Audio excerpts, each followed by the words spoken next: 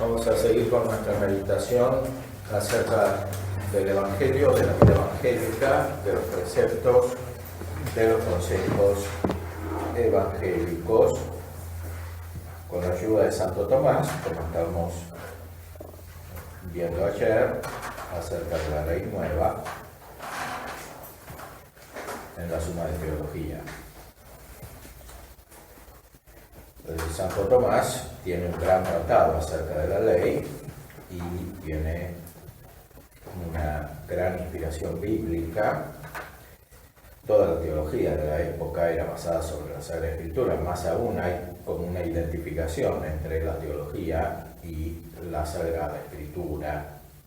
Por eso tiene una gran conciencia de la importancia del Evangelio, entendido en su plenitud como gracia y también como texto en su debida función.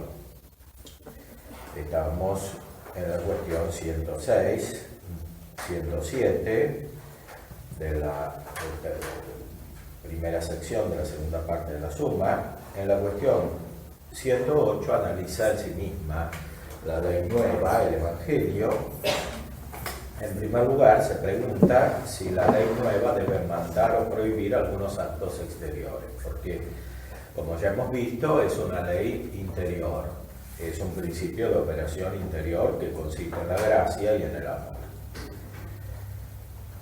Parecería entonces que basta tener la gracia y el amor y después se puede obrar espontáneamente desde el punto de vista externo, sin ninguna regulación. En cambio, la ley nueva efectivamente contiene también una guía para el obrar externo. Por la ley nueva son los hombres hechos hijos de la luz, según Juan 12. Creed en la luz para que seáis hijos de la luz. Mas los hijos de la luz es propio hacer obras de luz y desechar las obras de las tinieblas. Según aquello de la carta a los Efesios 5, erais en otro tiempo tinieblas, mas ahora sois luz en el Señor. Caminad como hijos de la luz. Luego la ley nueva debió prohibir algunas obras exteriores y preceptuar ciertas otras, es decir, hay obras de las tinieblas y obras de la luz que están prohibidas y prescritas en el Nuevo Testamento. Como se ha visto antes, la principalidad de la nueva ley está en la gracia del Espíritu Santo. Esta se manifiesta en la fe que obra por el amor. Este es un principio fundamental que Santo Tomás repite muchas veces, está tomado directamente de San Pablo, de la carta a los Gálatas, la fe que obra por el amor. Hemos visto que el principio de las virtudes evangélicas es la fe. Después sigue la humildad y el cumplimiento de todas las virtudes evangélicas es el amor o la caridad. La fe termina entonces en la caridad y envuelve toda la vida humana y todas las facultades humanas. Ahora bien, los hombres consiguen esta gracia por el Hijo de Dios hecho hombre, cuya humanidad llenó Dios de gracia, y de ella se derivó en nosotros. Por eso se dice en Juan 1:14, el Verbo se hizo carne, y luego añade, lleno de gracia y de verdad. Y más abajo, de su plenitud recibimos todos nosotros y gracia por gracia. Por eso añade que la gracia y la verdad fueron hechas por Jesucristo. Y así conviene que la gracia, que se deriva del Verbo encarnado, llegue a nosotros mediante algunos signos sensibles y exteriores, y que la gracia interior, por la cual es sometida la carne al espíritu, de la gracia interior emanen algunas obras sensibles. Finalmente, la vida cristiana es una continuación de la vida de Cristo. Cristo es el Verbo de Dios hecho hombre, y la naturaleza humana tiene un elemento espiritual y uno corporal. Tiene, por tanto, una operación intelectual, volitiva, espiritual, y tiene una operación sensitiva, que depende del conocimiento sensitivo. Por eso también la vida cristiana tiene un aspecto sensible que está indicado en el Evangelio, pero es un aspecto sensible sobrenatural, por encima de la naturaleza humana.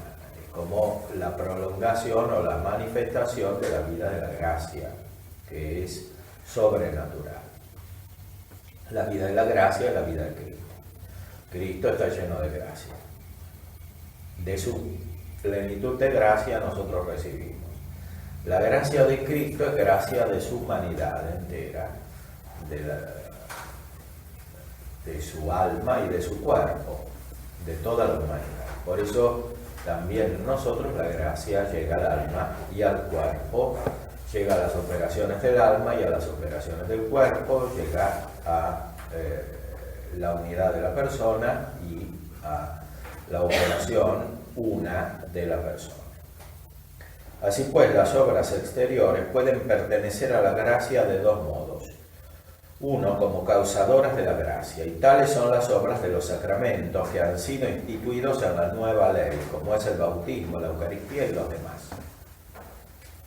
Entonces, los sacramentos están en el centro de la vida nueva de la gracia en el cristiano. Los sacramentos son signos sensibles de algo que no es sensible, es decir, de la misma gracia.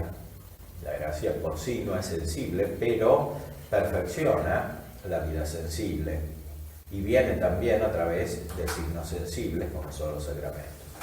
De estos, el primero es el bautismo, el último es la Eucaristía, es el fin de todos los sacramentos y es el principal y la causa principal de todos los sacramentos. Pero hay otras obras exteriores que son producidas por el instinto de la gracia. O sea, la vida cristiana tiene su centro en los sacramentos, sobre todo la Eucaristía, pero se difunde de muchas maneras hacia el exterior, es decir, hacia los otros hombres y también hacia las cosas. Hay una operación propia de la vida cristiana. Y para eso hay un instinto, dice Santo Tomás, que quiere decir un conocimiento que no es discursivo y que es afectivo. Así como hay un instinto en el orden natural, hay sentidos internos para tener ese instinto, sobre todo la cogitativa, para lo conveniente, lo no conveniente, para la vida humana. Así lo hay en el orden sobrenatural. Este instinto viene principalmente de los dones del Espíritu Santo, pero los dones del Espíritu Santo son la culminación de la gracia, de la vida de la gracia, de las virtudes que vienen con la gracia. Entonces hay como un conocimiento connatural de las obras sensibles. Pero como incluso de esta manera puede alguien estar sujeto a errores, existen también normas externas que están indicadas en el Evangelio. Hay otras obras exteriores que son producidas por el instinto de la gracia, mas aún en estas hay alguna diferencia, pues algunas tienen una necesaria conveniencia o contrariedad con la gracia interior, que consiste en la fe que obra por la caridad. Y tales obras exteriores son las mandadas o prohibidas en la nueva ley, como por ejemplo está mandada la confesión de la fe y prohibida su negación. Pues en Mateo 10, 32 se dice: al que me confesare ante los hombres, yo le reconoceré ante mi Padre, pero al que me niegue ante los hombres, también yo le negaré ante mi Padre. Este es, por ejemplo, un precepto evangélico, o sea, es obligatorio confesar la fe y está prohibido negar la fe. Y eso está explícitamente en el Nuevo Testamento, en el Evangelio, de modo externo, y se refiere a un acto externo, porque la confesión de la fe es la parte exterior del acto de fe, que es principalmente interior y espiritual, e intelectual. En el orden natural no está exigido confesar la fe. En el orden sobrenatural, por la vida de la gracia, sí está exigido. Pero hay otras obras que no tienen esa necesaria contrariedad o conveniencia con la fe que obra mediante la caridad. Y tales obras no están mandadas o prohibidas en la nueva ley desde la primera promulgación de la ley, sino que han sido dejadas por el legislador, que es Cristo, a cada uno en la medida en que cada cual debe tener cuidado de otro. En este sentido, cada cual es libre para determinar lo que le conviene hacer o evitar en tales casos. Y lo mismo cualquier prelado para ordenar a sus súbditos en esta materia lo que han de hacer o evitar. Y por eso también la ley del Evangelio se llama ley de libertad, pues la ley antigua determinaba muchas cosas y eran pocas las que dejaban la libertad de los hombres. La ley nueva es ley de libertad porque aumenta la capacidad operativa.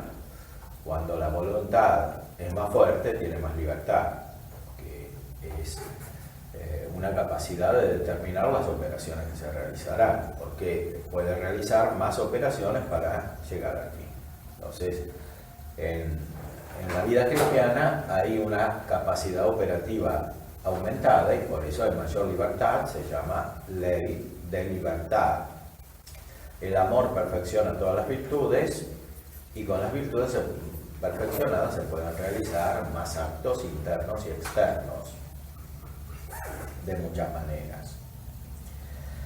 Esto no quiere decir que estos actos no tengan un sentido y una conexión que se puede captar con el núcleo de la ley nueva, que es la gracia, la fe que obra por la caridad.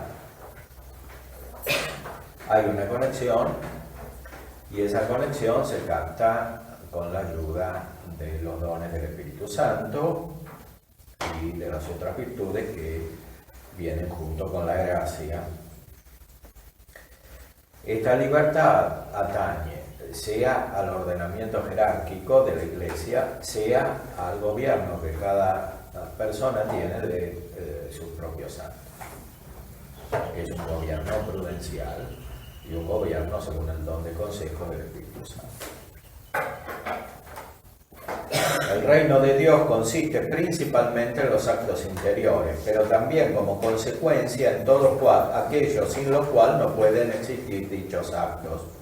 Por ejemplo, si el reino de Dios es justicia interior y paz y gozo espiritual, es necesario que todos los actos exteriores que repugnan a la justicia, a la paz o al gozo espiritual repugnen también al reino de Dios, y por tanto hayan de ser prohibidos en el Evangelio del Reino. Es decir, todos los actos injustos que están prohibidos según la ley natural en la vida personal y en la vida social, están prohibidos en el Evangelio, con una razón más profunda que en la ley natural, porque tienen una mayor contrariedad respecto de la ley de la gracia, que es la ley nueva del amor que obra por la caridad. En cambio, aquellas cosas que son indiferentes a esa justicia, paz o gozo, por ejemplo, comer estos o aquellos alimentos, no constituyen el reino de Dios. Por lo cual, San Pablo dice antes, el reino de Dios no consiste en comida y bebida. Esta es la diferencia fundamental con la ley antigua. O sea, en la ley dada por Dios antes de la venida de Cristo, estaban prohibidos y preceptuados principalmente actos externos. En la ley nueva están prohibidos y mandados actos internos.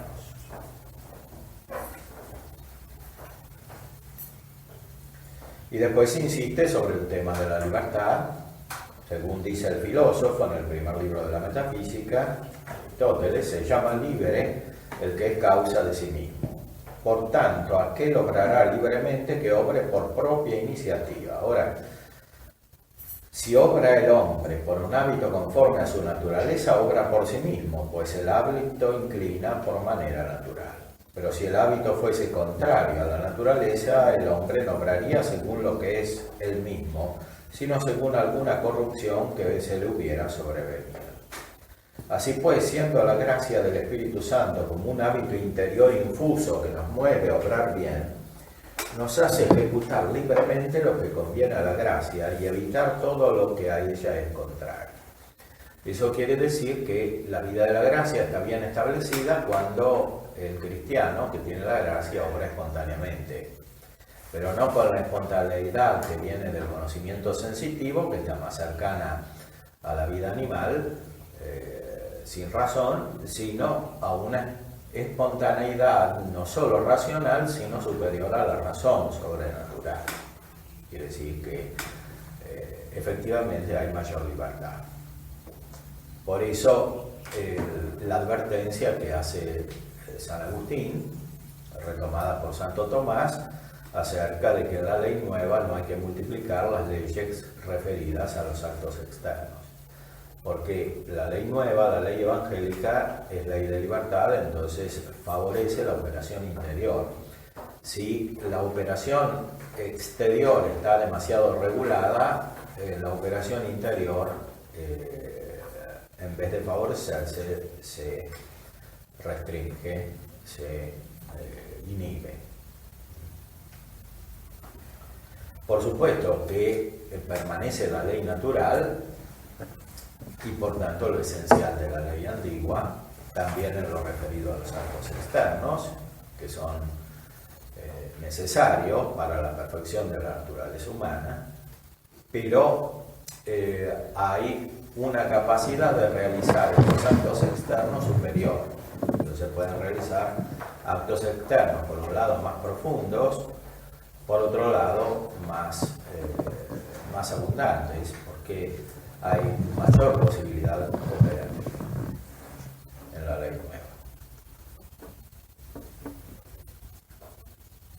Esto no quiere decir que los que no tienen la gracia la capten. Efectivamente, los que no tienen la gracia captan más bien al revés, o sea, captan simplemente una restricción, o sea, captan la ley nueva como si fuese la antigua, el Nuevo Testamento como si fuese el Antiguo Testamento, y ven la religión cristiana como si fuera la religión judía.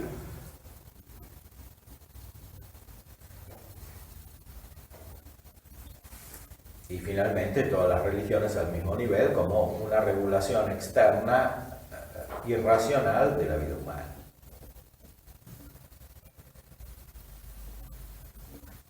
Porque finalmente siempre se capta que lo principal del hombre está en el interior. Solo que cuando por la corrupción de la naturaleza no se entiende la misma naturaleza, se desdobla el hombre entre el interior y lo exterior. Entonces se desconecta la bondad del acto interior de la bondad del acto exterior.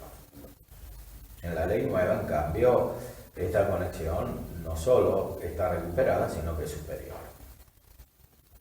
Y por eso hay mayor capacidad de obrar externamente también. En conclusión,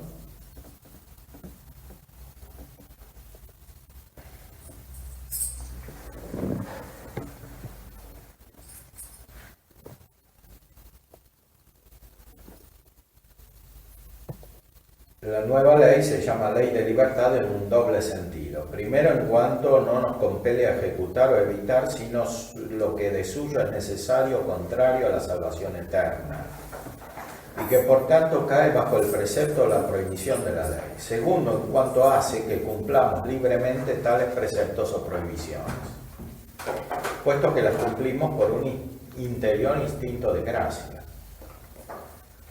Y por estos dos motivos, la nueva ley se llama ley de perfecta libertad, según la expresión de la carta de Santiago 1:25. La ley de libertad, eso está en el Nuevo Testamento, la carta de Santiago.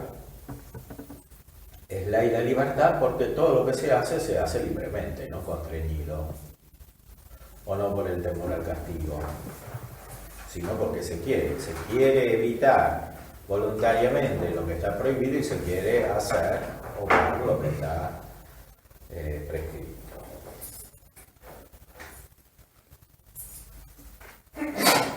Y después se explica cómo la nueva ley ordenó los actos externos.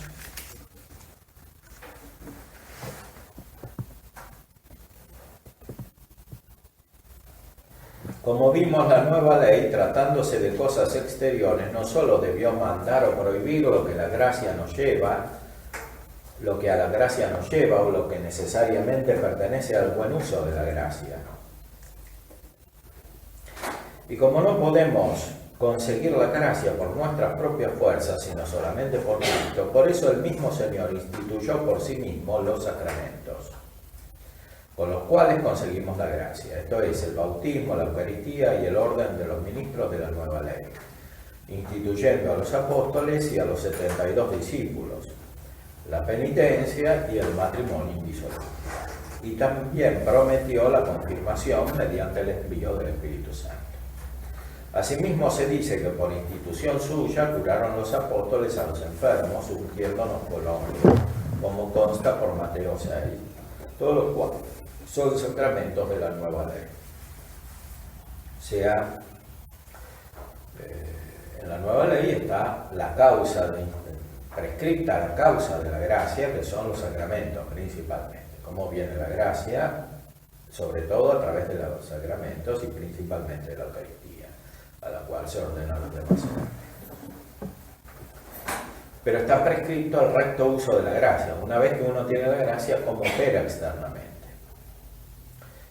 El recto uso de la gracia se verifica mediante las obras de la caridad, las cuales, en cuanto necesarias a la virtud, pertenecen a los preceptos morales que también existían en la ley antigua. O sea, la caridad exige el cumplimiento de los mandamientos que ya estaban en la ley antigua y fundamentalmente la ley natural, o sea, los 10 mandamientos. Y por eso, en esta parte no debió añadir la ley nueva precepto alguno acerca de las obras exteriores, solo que se cumplen más perfectamente que la ley antigua. La determinación de esas obras en orden al culto de Dios pertenece a los preceptos ceremoniales de la ley, y en lo tocante al prójimo, al judiciales, como se dijo antes. Y como estas determinaciones no son, hablando en absoluto, necesarias a la gracia interior en la cual consiste la ley, por eso no caen bajo precepto alguno de la nueva ley, sino que se dejan al arbitrio humano. De estos unos se dejan al juicio de los súbditos, y son los que pertenecen a cada uno en particular, y otros a los prelados temporales o espirituales, y son los que pertenecen a la común utilidad. ¿Sí? En el Antiguo Testamento había preceptos que regulaban el culto.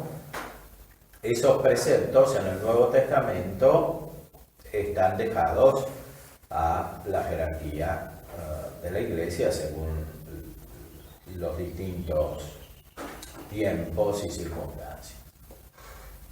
Por eso hay distintas formas de liturgia en la vida de la Iglesia, siempre las hubo, y hay cambios en la liturgia, porque eso no fue directamente instituido por Cristo, sino que está dejado a la libertad de los superiores que ordenan el culto en la Iglesia. Y lo mismo debe decirse respecto de los preceptos judiciales y de la organización eclesiástica, podríamos decir también. Eso varía según las épocas. Y en estos dos aspectos siempre hay que seguir la norma fundamental expresada por San Agustín y retomada por Santo Tomás acerca de la moderación, porque cuando está demasiado regulado el culto o cuando está demasiado regulada la vida de la Iglesia en su aspecto exterior, se puede impedir la gracia. En resumen, la nueva ley no debió determinar ninguna otras obras, mandándolas o prohibiéndolas, a no ser los sacramentos y los preceptos morales, que de suyo pertenecen a la esencia de la virtud, como por ejemplo que no se debe matar a nadie, que no hay que robar y otras cosas por el estilo.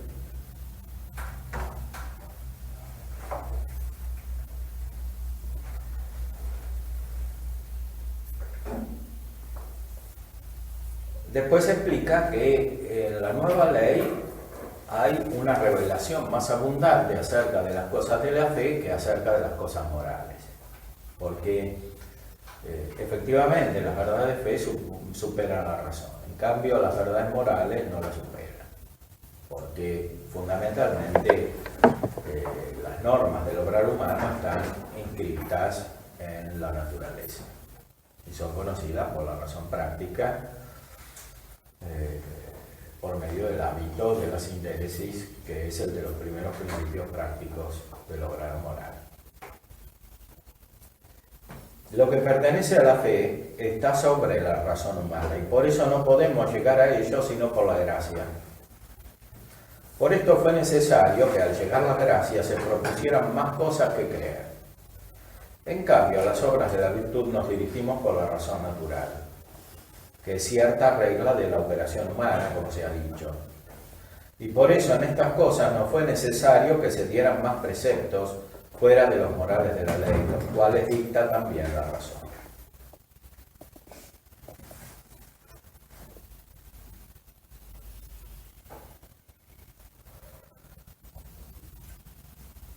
En el orden de los sacramentos, las normas esenciales son dictadas por Cristo cuando los instituye. Los sacramentos son el centro de la vida sobrenatural, en su aspecto también externo.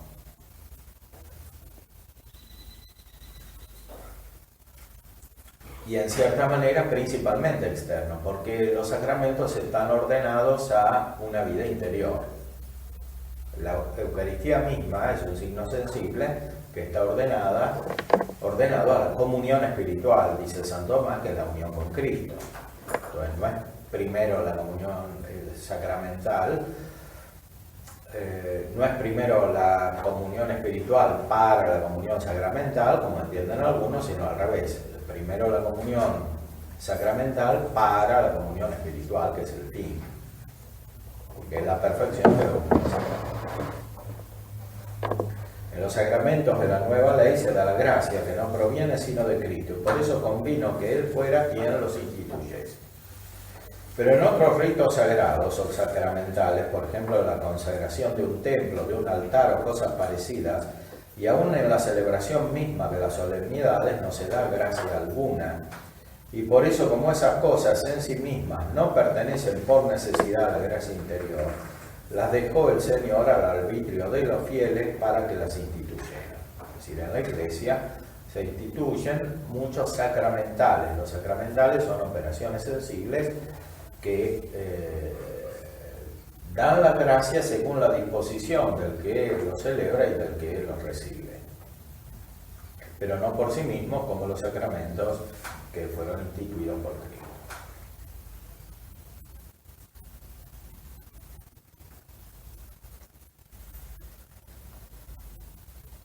El Señor dio aquellos preceptos a los apóstoles, se refiere a algunos preceptos que dio en el Evangelio, ¿no? En la ley nueva parece haber algunas observancias dadas a los ministros de Dios, como consta por las palabras de Mateo 10. No llevéis oro, ni plata, ni dineros en vuestros cintos, y en Lucas 19 lo mismo. Entonces parecería que hay preceptos externos. El Señor dio aquellos preceptos a los apóstoles no como ceremonias legales, sino como reglas morales, que pueden interpretarse de dos maneras. Primera, según San Agustín, en el libro del Consenso de los Evangelistas, entendiendo que no son preceptos, sino permisiones, pues les permitió que pudieran ir a ejercer el ministerio de la predicación sin alforja ni bastón y otras cosas de este tenor, ya que tenían facultad para recibir de aquellos a quienes predicaban las cosas necesarias para la vida. Por eso añade, pues el obrero es digno de su alimento, y sin embargo, no por eso peca, sino que hace una obra de supererogación el que lleva consigo sus cosas, de las cuales pueda vivir mientras ejercita el ministerio de la predicación, sin recibir subsidio alguno de aquellos a quienes predica el Evangelio, como hizo San Pablo. Es decir, Cristo les permitió a los apóstoles no tener nada, pero no quiere decir que si usaban sus propios bienes o si trabajaban para tener sus propios bienes y poder predicar, no hacían algo bueno. efectivamente, dice San Tomás, hacia algo bueno, incluso más bueno que recibiendo de los demás. De otra manera, pueden entenderse aquellos preceptos según la explicación de otros santos, como ciertas normas temporales dadas a los apóstoles para el tiempo en que eran enviados a predicar a Judea antes de la pasión de Cristo, pues necesitaban los discípulos, que como niños vivían bajo la tutela de Cristo, algunas reglas especiales. Como todos los súbditos las reciben de sus prelados, y más las necesitaban ellos, que debían ejercitarse poco a poco en el abandono de las cosas temporales, con lo cual se harían aptos para predicar el Evangelio por todo el mundo. Y nada tiene de particular que, durando aún la situación de la ley antigua y no habiendo alcanzado aún los apóstoles la libertad perfecta del Espíritu Santo, instituyera Cristo ciertos determinados modos de vida que a poco aproximan la pasión, por estar ya los discípulos convenientemente ejercitados en ello. Por eso se dice en Lucas 22, cuando os envié sin zurrón, ni alforja, ni calzado, ¿os faltó acaso algo? Y ellos contestaron nada. Y les dijo, pues ahora el que tenga bolsa tome también alforja, pues ya se acercaba el tiempo de la perfecta libertad, en el cual quedarían dueños de sí mismos, en lo que de suyo no es necesario para la virtud. Es decir, respecto de las obras externas e incluso de la posesión de los bienes, hay mayor libertad en el Nuevo Testamento que en el Antiguo Testamento, y el Señor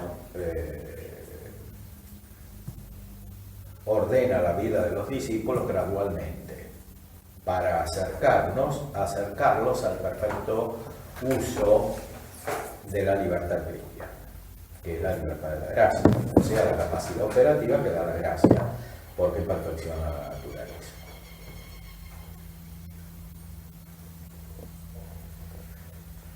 Después se refiere a los actos interiores, que son más importantes. En la ley nueva se pregunta si convenientemente ordenó la ley nueva los actos interiores.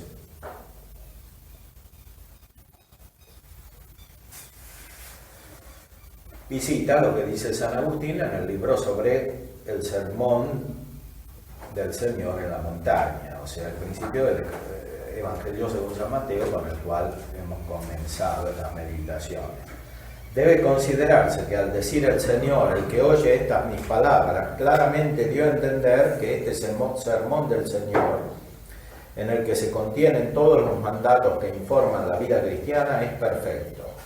O sea, la vida moral, que quiere decir la vida humana en cuanto humana, la regulación de esta operación humana, es perfecta en el Evangelio, es decir, es sobrenatural, es divina y contiene la perfección de la operación natural humana, o sea, de la ley moral natural, de la ley natural que regula los actos internos y externos. Como consta por el testimonio de San Agustín antes aducido, el sermón que pronunció el Señor en el monte, capítulos 5, 6 y 7 de San Mateo, de los cuales hemos analizado brevemente el principio del capítulo 5, contiene un perfecto programa de vida cristiana. Perfecto programa de vida cristiana. En esas palabras del Evangelio, que está al inicio del Evangelio de San Mateo y al inicio de todos los evangelios según el orden tradicional de disposición de los libros.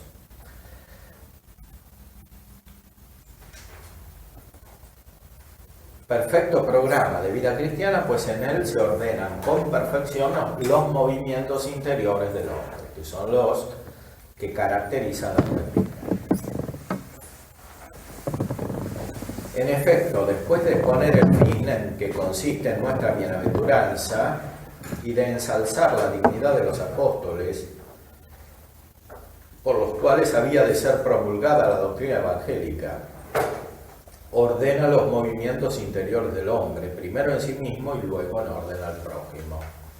Cristo en el Evangelio, por un lado, muestra el fin, que es la bienaventuranza eterna, por otro lado, muestra cómo llega la ley nueva a nuestro conocimiento, es decir, a través de los apóstoles. Como dijimos, la Iglesia es apostólica, porque en los apóstoles no solo está la perfección de la vida de la gracia, sino la perfección de la promulgación de la ley nueva, especialmente en los escritos del Nuevo Testamento. En sí mismo lo hace de dos maneras, es decir, el ordenamiento de los movimientos interiores del hombre en sí mismo. En sí mismo lo hace de dos maneras, atendiendo a los dos movimientos interiores del hombre, que son la voluntad de lo que hay que obrar y la intención del fin. Esta es la estructura fundamental de los actos voluntarios. Hay un acto voluntario que no es selectivo, que se refiere al fin. Y hay otros actos voluntarios que son electivos o libres, que se refieren a los actos que conducen al fin. Y por eso primero ordena la voluntad del hombre según los diversos preceptos de la ley que prescribe abstenerse no sólo de las obras exteriores malas en sí mismas, sino también de las interiores y de las ocasiones de los males. O sea, todo lo malo según la ley natural está prohibido en el Evangelio, sea interiormente, sea exteriormente malo. Después ordena la intención del hombre, mandando que en las cosas buenas que hacemos no busquemos la gloria humana ni las riquezas del mundo, lo cual es atesorar en la tierra. El tesoro del cristiano está en el cielo, no en la tierra. Lo cual se conecta con el consejo de la pobreza, que es consejo y no precepto, por lo que dijo anteriormente, porque la ley nueva es ley de libertad. En tercer lugar, ordena los movimientos interiores del hombre con relación al prójimo, mandando que no lo juzguemos temeraria, injusta o presuntuosamente, pero que tampoco seamos tan negligentes con él que le entreguemos las cosas divinas si es indigno de ellas. Como dice el Evangelio, no hay que dar las perlas a los cerdos o tirarlas a los perros, etc. Quiere decir, las cosas divinas hay que custodiarlas en su santidad. Pero la vida interior no se refiere solo al culto de Dios, al conocimiento, a la glorificación, al reconocimiento de Dios, se refiere al prójimo también, porque en el prójimo encontramos la misma vida de Dios, o por lo menos la potencia para alcanzarla. Por eso no hay que juzgar temerariamente, injustamente o presuntuosamente. Este en la práctica es un aspecto muy importante de la vida cristiana, porque la vida cristiana se caracteriza por la caridad, y los juicios temerarios destruyen la caridad, o los juicios injustos, etc.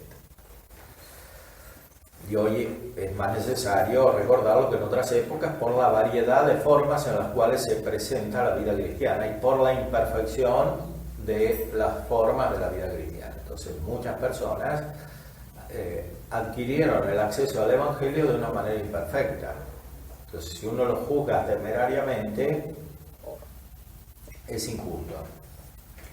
Por eso hay que ser muy respetuoso, al mismo tiempo que caritativo, para iluminar a los otros en orden al acceso a la verdad plena. Verdad plena que no consiste siempre en que los demás coincidan con el modo de vivir de la vida cristiana que tiene uno, en los aspectos secundarios que no están prescritos en la ley nueva. O sea, lo fundamental es lo interior y lo esencial. Lo esencial que está ya en la ley antigua. Claro que si uno en la ley nueva piensa de una manera contraria a los mandamientos, por ejemplo, en lo que se refiere al homicidio, al adulterio, a la fornicación, etcétera, no puede ser tolerado dentro de la comunidad de la vida cristiana en cuanto manifiesta estas opiniones que son nocivas, sino que debe ser acompañado y corregido en orden a la verdad por una corrección fraterna. Pero por lo que se refiere a lo que es libre, hay que dejar libertad. Por ejemplo, las formas de culto, los caminos para profundizar en la vida espiritual, la organización externa, incluyendo diversos aspectos que se refieren a lo sensible, la música, etc. Hay muchos aspectos en los cuales hay que ejercitar la libertad, porque de otra manera se coarta la acción de la gracia.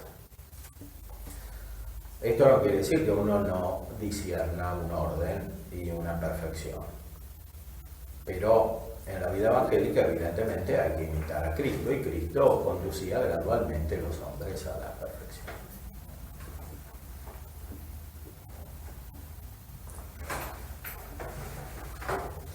Por fin enseña la manera de cumplir la doctrina evangélica, a saber, implorando el auxilio divino, procurando entrar por la puerta estrecha de la virtud perfecta, poniendo sumo cuidado en no ser pervertidos por los impostores, y diciéndonos que la observancia de sus mandamientos es necesaria para la virtud, no bastando la mera confesión de la fe, ni aún obrar milagros, ni el simple escuchar sus palabras. Entonces, en la vida cristiana hay que fijarse en lo esencial. Lo esencial, lo más importante de todo es la fe. Entonces hay que custodiar la fe, las verdades principales de la fe, porque sin fe no hay vida cristiana. Entonces, es la primera de las virtudes y en cierta manera es la causa de toda la justificación, porque como repite muchas veces el Nuevo Testamento, la justificación, o sea la santificación y la apertura de la vida divina vienen por la fe. Entonces, si no hay fe, no hay vida divina, no hay salvación. Por eso lo principal en la vida cristiana es mantener la fe, la unidad de la fe. Y consiguientemente la unidad de lo esencial de la ley nueva en cuanto concierne los actos humanos, que son los preceptos de la antigua ley, que están perfeccionados en la nueva, y los sacramentos. Eso es esencial. No se puede hacer concesiones intelectuales en este campo. Lo que sí se puede y se debe hacer es comprender la imperfección del camino eventual que pueden tener muchos cristianos en orden a la adquisición de la perfecta doctrina evangélica. O sea, es necesario ejercitar la caridad para conducirlos a la verdad, distinguiendo lo esencial de lo secundario, de lo que no es esencial, en lo cual puede haber libertad según distintos grados de acercamiento a la perfección evangélica, y aún en la misma perfección evangélica, como lo demuestra la variedad de formas que se dan en la vida de la Iglesia, históricamente.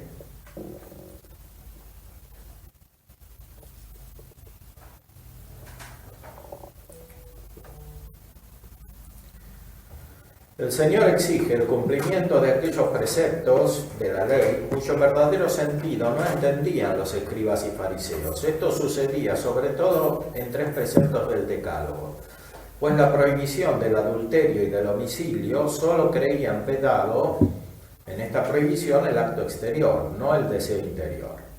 Esto lo creían más del homicidio y el adulterio que del falso testimonio, pues el movimiento de la ira que tiende al homicidio y el movimiento de la concupiscencia que tiende al adulterio parecen sernos naturales, pero no así el apetito de hurtar o de proferir un falso testimonio.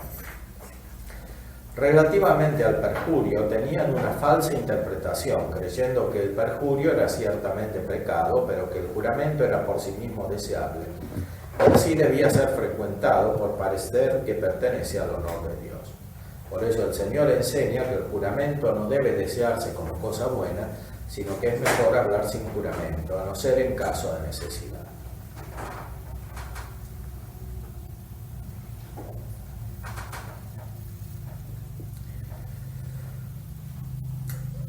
Dice, después también erraban estos escribas y fariseos al creer que algunas reglas instituidas por la antigua ley con espíritu de justicia debían ejecutarse por deseo de venganza, por codicia de los bienes temporales o por odio a los enemigos.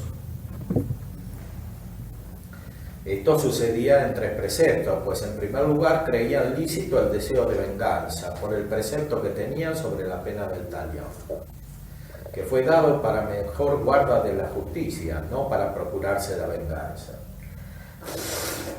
Por eso el Señor, para impedir esto, enseña que debe tener el hombre un espíritu tal que esté preparado en caso de necesidad a sufrir aún las mayores injurias.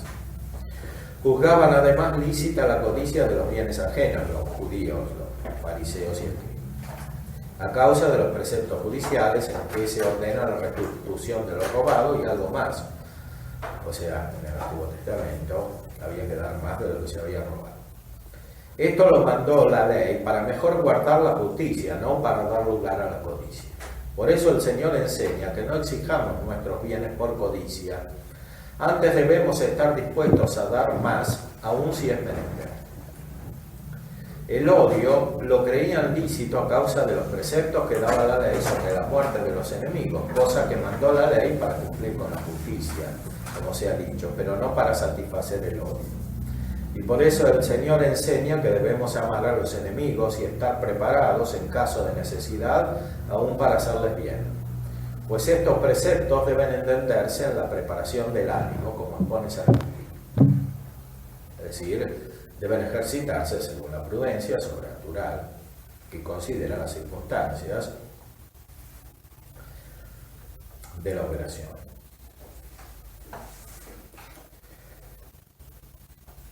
Los preceptos morales, que son los los mandamientos del Antiguo Testamento, deben subsistir totalmente y en absoluto en la nueva ley, por pertenecer en sí mismos a la esencia de la virtud. O sea, el hombre no puede perfeccionarse según su naturaleza sin cumplir estos preceptos.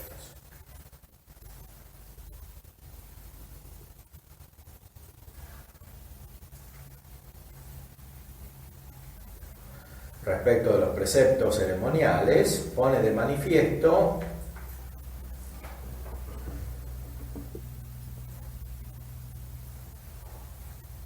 que todo el culto externo determinado en la ley habrá de ser cambiado en culto espiritual, como consta en Juan 4, al decir, llegará un tiempo en que no adoraréis al Padre ni en este monte ni en Jerusalén. Los verdaderos adoradores adorarán al Padre en espíritu y en verdad.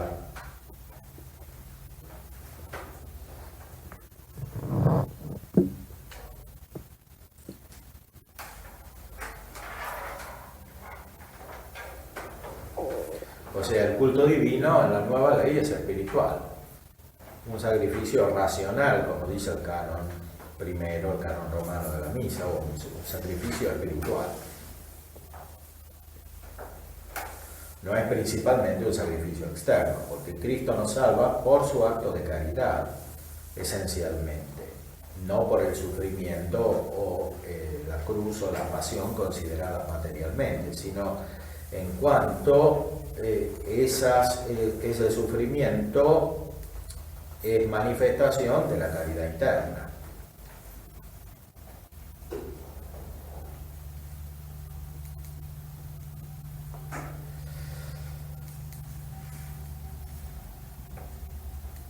Después, considerar las cosas mundanas.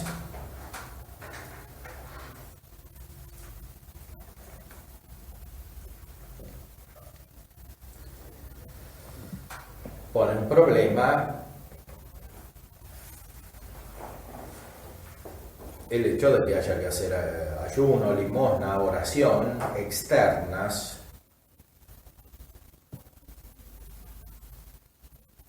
¿Cómo se ordena esta exterioridad? Todas las cosas mundanas pueden reducirse a 3 clases. Los honores, las riquezas y los placeres, según aquello de la primera carta de Juan. Todo lo que hay en el mundo es concupiscencia de la carne, lo cual pertenece a los placeres de la carne, y concupiscencia de los ojos, que pertenece a las riquezas, y soberbia de la vida, que abarca la ambición de la gloria y del honor. Los consejos evangélicos, como los entiende la tradición, están ordenados a combatir estas cosas que reinan en el mundo. Estas tres, la pobreza, la castidad y la obediencia, van contra estas tres formas de concupiscencia. En cambio, prometió la grandeza del honor y la abundancia de riquezas.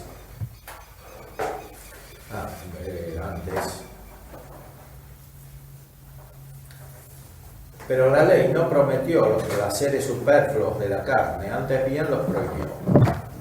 En cambio, prometió la grandeza del honor y la abundancia de riquezas, pues en el Deuteronomio 28 se dice: si escuchares la voz del Señor tu Dios, el Señor te hará más grande que todos los pueblos. Esto referente a la primera parte.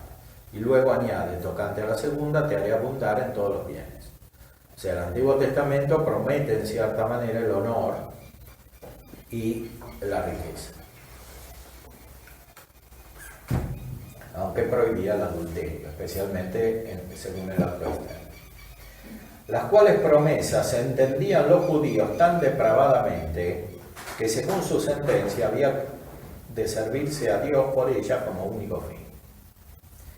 Por eso el Señor refuta esta falsa interpretación, enseñando primero que no deben hacerse las obras de virtud por la gloria humana.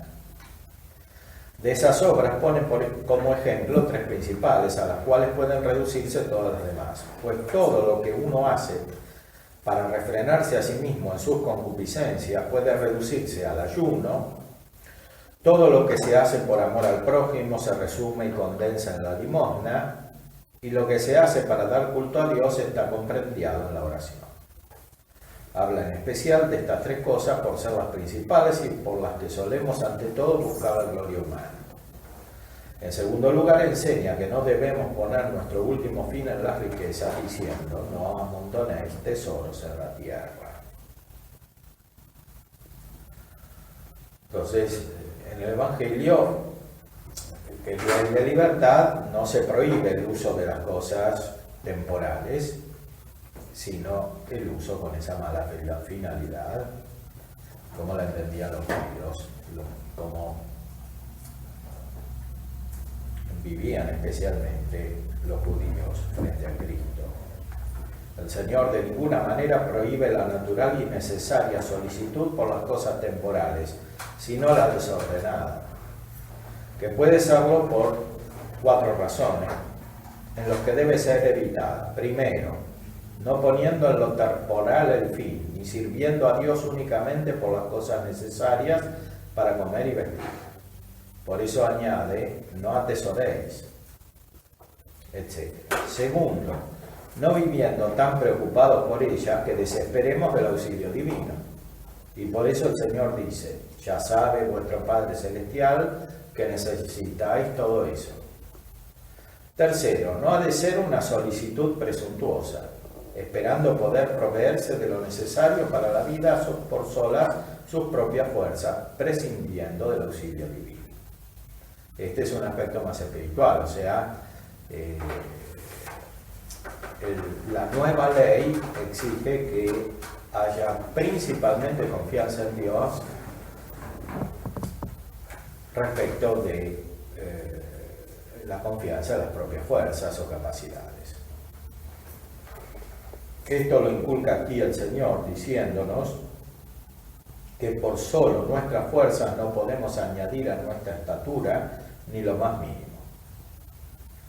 Cuarto, no adelantando los acontecimientos preocupándose del porvenir, por lo cual dice: no os preocupéis del día de mañana. Todo esto es referente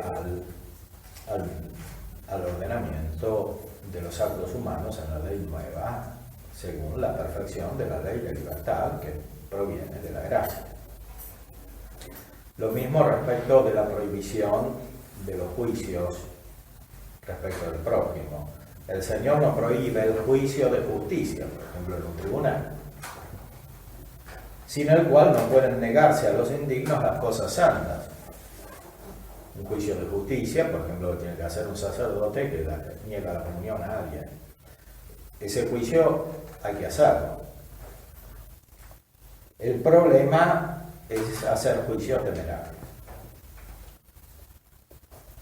Lo que prohíbe es el juzgar sin fundamento, como acabamos de decir. El juicio es temerario sin fundamento. O es temerario en la medida en que no hay fundamento.